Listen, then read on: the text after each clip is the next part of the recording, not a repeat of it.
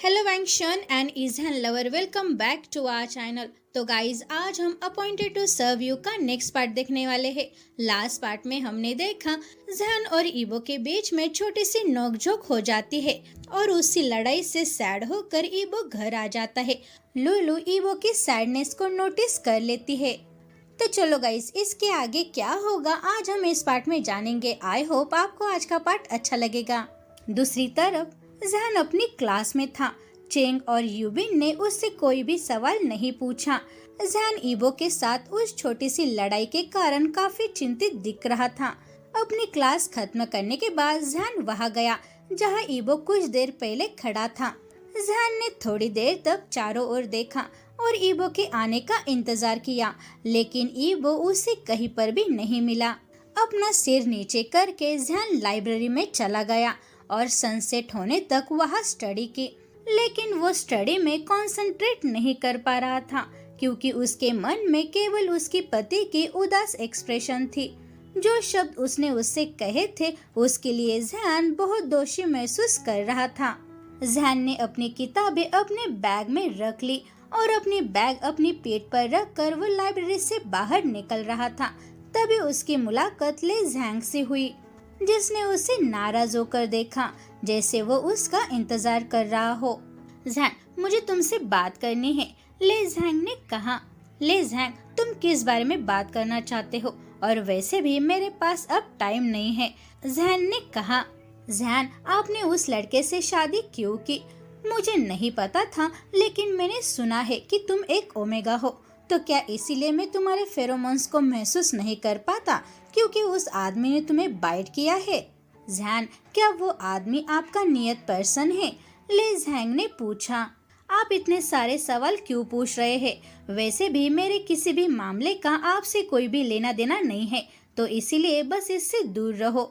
जैंग ने अपने cold expression के साथ जवाब दिया और बाहर जाने ही वाला था, तभी ले ने उसका हाथ पकड़कर उसे आगे बढ़ने से रोक दिया। जैंग, प्लीज मुझसे ऐसे बात मत करो।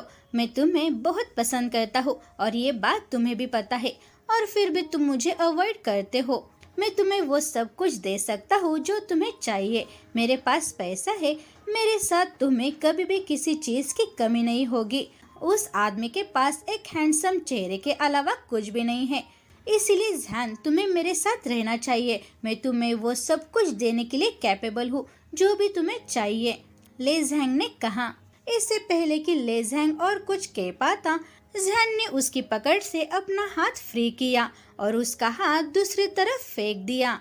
ले जैंग, मेरा तुमसे कोई भी लेना देना नहीं रहा, और तुम्हें क्या लगता है जो तुम मुझे देते हो, क्या वो मेरा हस्बैंड मुझे नहीं दे सकता? क्या ये एक मजाक है? और वैसे भी आप जो कुछ भी पेशकश करते हो, मुझे इसकी कोई भी जरूरत नहीं है। चाहे आप इसे पसंद करें या ना करें, ये मेरी प्रॉब्लम नहीं है। अगर मैं शादीशुदा हूँ और मेरा कोई साथी है तो इसका आपसे कोई भी लेना देना नहीं है। ऐसा नहीं है कि मैं तुम पर कठोर हो रहा हूँ या कोई बदतमीजी कर रहा हूँ। मैंने तो बस तुम्हें प्यार से ठुकराया है। जिस चीज का कोई भी मतलब नहीं है उस पर जिद मत करो। मेरे पास मेरी किस्मत है, मेरी नियति और मेरा हस्बैंड। मुझे किसी और की जरूरत नहीं है, इसीलिए अब से तुम मेरा पीछा करना बंद करो और अपने नियत पर्सन का इंतजार करो या उसकी तलाश करो, और ऐसी बेवकूफ भरी जिद करना बंद करो। जैंग ने एक स्ट्रॉन्ग वॉइस में और कोल्ड एक्सप्रेशन के साथ ले जैंग को कहा। जैंग का ऐसा रूप देखकर ले जैंग हैरान हो गया। जैंग ने कभी किसी के साथ इतना कोल्ड बिहेव नहीं किया था, इसीलिए जैंग के इस साइड को देखकर ले जैंग हैरान हो गया और उसे समझ नहीं आ रहा था कि वो इस पर कैसे रिस्पॉन्स करे। ले जैंग को वहीं पर छोड़कर जैंग लाइब्रेरी से बाहर निकल गया। तभी अचानक बारिश की बूंदें धीरे धीरे गिरने लगी और अचानक बारिश तेज भी हो गई। बिना छतरी और गुस्से में बारिश में भीगते हुए जैंग ने एक उदास होकर आह भरी। बारिश में जैंग बस स्टॉप की ओर भागने लगा। वो पूरी तरह से भीग चुका था और बस आने का इंतजार कर रहा था। तभी उसने देखा कि एक लाल स्पोर्ट कार बस स्टॉप पर रुक रही है। परेशान होकर जैंग ने कार को वहां से हटाने के लिए चिल्लाया। अरे क्या तुम बेवकूफ हो? क्या तुम्हें दिख नहीं रहा कि ये एक बस स्टॉप है? ये कोई पार्किंग की जगह नहीं है जो तुम अपनी कार पार्क कर रहे हो। चलो जल्दी से यहाँ से कार हटा लो। जैन ने उस रेड कार को देखते हुए कहा। तभी ब्लैक अम्ब्रेला के साथ ब्लैक सूट में एक आदमी कार से बाहर आया। उस ब्लैक अम्ब्रेला की वजह से जैन उस आदमी का चेहरा नहीं देख सका, लेकिन उस आदमी की चलने की स्टाइल को देखते हुए उसे ईबो की याद आ गई। अपने विचारों से बाहर आकर जैन ने उस आदमी को देखा। ओ मिस्टर, चलो अपनी कार यहाँ से हटा लो, वरना मैं ट्रैफिक पुलिस को बुलाकर आपको फाइन लगवाऊंगा। जैन ने नाराज होकर कहा। जैन की बात सुनकर उस आदमी ने अपने अम्ब्रेला को अपने सिर से थोड़ा साइड कर लिया। अम्ब्रेला को साइड करने के बाद जैन ने देखा कि ये आदमी कोई और नहीं बल्कि उसका हस्बैंड था। इस टाइम ईबो इतना इथरियल लग रहा था कि जैन भी कुछ देर के लिए खो गई। ईबो अम्ब्रेला के साथ जैन के पास आया। जैन, ईबो ने कहा। ईबो, आप कैसे आए और ये कार कहाँ से आई? क्या आप गाड़ी चलाना भी जानते हैं? और ये कपड़े इतने ज्यादा महंगे लग रहे हैं जितना एक साल के लिए मैं बस खाने के लिए खर्च करता हूँ। ईबो, तुम्हें ये सब कैसे मिला? जैन ने शौक होकर पूछा। जैन, पिताजी, चाची और लुलू ने मेरी इसमें हेल्प की। ईबो ने कहा। लेकिन कैसे? जैन ने अभी भी सदमे से पूछा। ले जैन, जो थोड़ी देर के बाद जैन का पीछा करते हुए आ रहा था, लेकिन उसके पहुंचने से पहले उसने जैन और ईबो को दूर से देखा। उसने देखा कि ईबो ने अपने ब्लैक कोट से जैन को ढक दिया था और छाते से उसे बारिश से बचाया और उसे कार में ले जाने के लिए उसकी हेल्प की। जैन को कार में बैठाने के बाद ईबो ड्राइवर की सीट की ओर चला गया। जब ले जैंग ने उन्हें अपनी रेड स्पोर्ट कार में वहां से जाते हुए देखा तो वो गुस्से से भर गया। होने के बाद ईबो अपने पिता के मंदिर की ओर चला गया, क्योंकि मिस्टर शाव ने उससे मछली पकड़ने के लिए कुछ उपकरण लाने के लिए कहा था, क्योंकि वो अगले वीकेंड पर अपने दोस्तों के साथ मछली पकड़ने जाने वाले थे। इसलिए वो तब तक सब कुछ तैयार रखना चाहता था। रास्ते में ईबो ने जैन को वो सब कुछ बताना शुरू किया कि कैसे उन्होंने इतने सारे पैसे इकट्ठे किए। अब फ्लैशबैक। जब लुलू ईबो को उस एक्टर के बारे में बता रही थी, उसके पास एक रेड स्पोर्ट कार थी और अच्छे कपड़े थे। तभी ईबो ने लुलू से पूछा कि ये सारी चीजें कैसे खरीद सकते हैं। ठीक है, हम ये सारी चीजें पैसे के साथ खरीद सकते हैं, लुलू ने जवाब दिया। पैसे के साथ? लेकिन ये क्या होता है? ईबो ने पूछा। भाई, क्या आप नहीं जानते कि पैसा क्या है? खैर, पैसा वो कागजी नोट है जो हम व्यवहार के रूप में यूज करते हैं। खैर, उससे हम वो सब कुछ ले सकते हैं जो हमें चाहिए, एक घर, सोना, सब कुछ, लुलू ने कहा। गोल्ड? लेकिन ये पैसे से क्यों लेना अगर मैं उसे खुद बना सकता हूँ, ईबो ने कहा। ईबो ने ये बात ऐसी कही जैसे मानो उसके लिए गोल्ड कोई महत्वहीन चीज हो। ओह सच में? तो आप सोना कैसे बनाने जा रहे हो? क्या आप उसे किसी भूत या किसी देवता से लोगे? लुलू ने पूछा। लुलू, ये बात मत भूलो कि मैं एक गॉड हूँ। मैं वो सब कुछ कर सकता हूँ जो मैं करना चाहता हूँ। ईबो ने अपने हाथ में रेत ली और अपनी मुट्ठी बंद कर ली, जैसी थोड़ी सुनहरी ऊर्जा ने उसके हाथ को घेर लिया। ईबो ने अपनी मुट्ठी खोली। उसके हाथ में चट्टान थी जो पूरे सोने की थी। यहाँ फ्लैशबैक खत्म होता है। फिर पिताजी और चाची ने पैसे के बदले कुछ सोने के पत्थर बदलने में मेरी हेल्प की।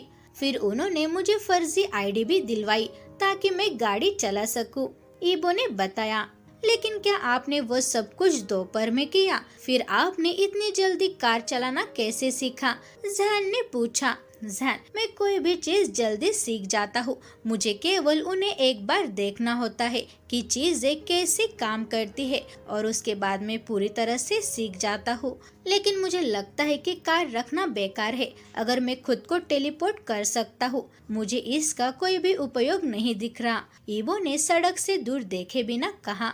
ईबो, अगर ये इतना बेकार है तो आपने इसे क्यों खरीदा? जैन ने पूछा। मैं बस चाहता हूँ कि आपको हर किसी को ये बताने में शर्म ना आए कि आप मेरे पति हैं। मैं नहीं चाहता था कि आप बुरा महसूस करें। दूसरे क्या कहते हैं मुझे इसकी परवाह नहीं है, लेकिन मेरे लिए आप क्या कहते हैं ये मेरे लिए बहुत ज्यादा इम्पोर्टेंट है। जब आप दूसरों को बताएंगे कि मैं कौन हूँ, तो मैं बस चाहता हूँ कि आप उस वक्त कंफर्टेबल रहे और मेरे लिए बस आप ही इम्पोर्टेंट हो, ईबो ने कहा। ईबो की बात सुनकर जहान की एक्सप्रेशन चिंता में बदल गई और कार भी मंदिर के सामने पहुंच गई। बारिश गिरना अभी भी बंद नहीं हुआ था। ईबो ने कार को मंदिर के सामने एक मैदान में पार्क किया।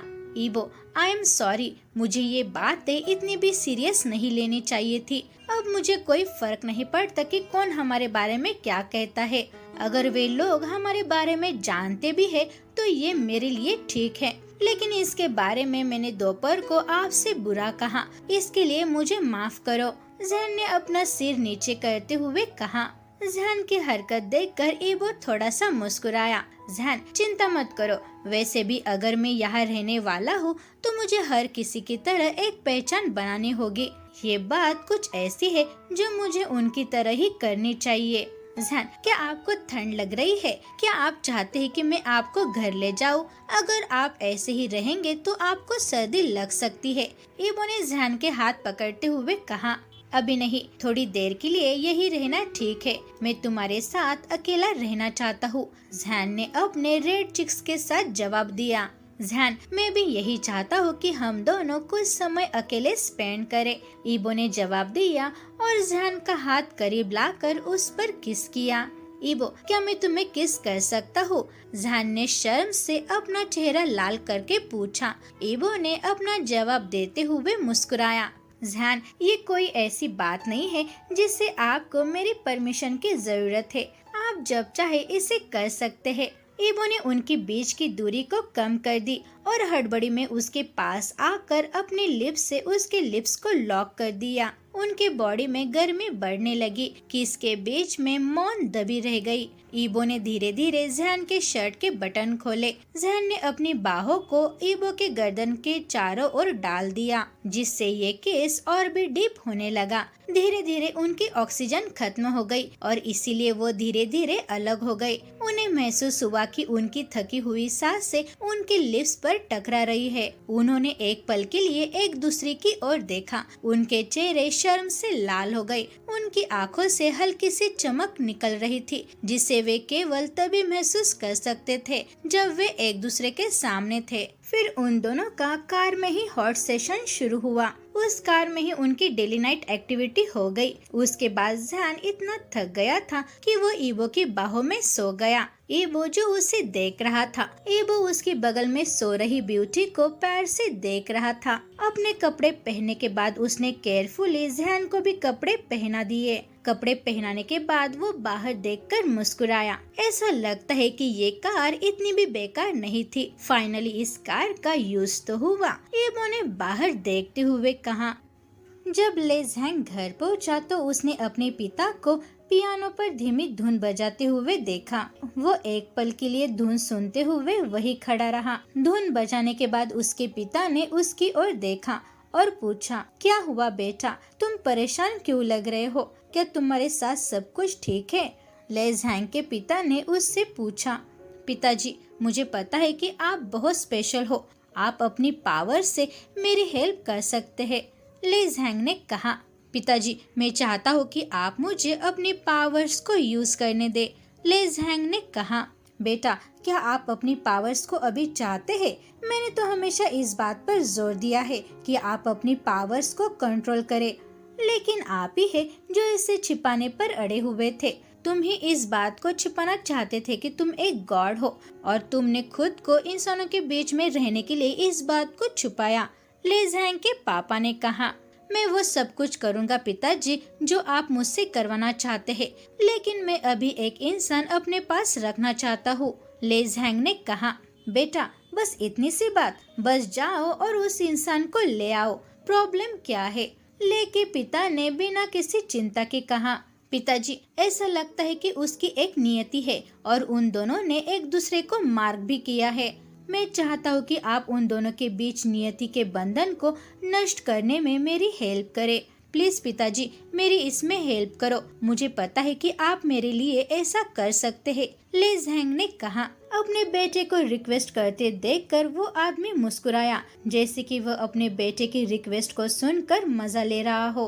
किसी इंसान को उसकी नियति से अलग कर दो। वाह मेरे बेटे, तुम मेरे जैसे ही हो। मैंने भी अतीत में यही किया था, इसीलिए तो तुम्हारी माँ मर गई, इसीलिए वो लड़का भी मर सकता है। क्या आप यही चाहते हैं? ले झैंग के पापा ने कहा। यदि वो मर जाता है तो उसे रीबर्थ लेने और दुनिया में वापस आने तक मैं उसका इंतजार करूंगा और ये सुनिश्चित करूंगा कि वो मेरा हो। ले झैंग ने कहा।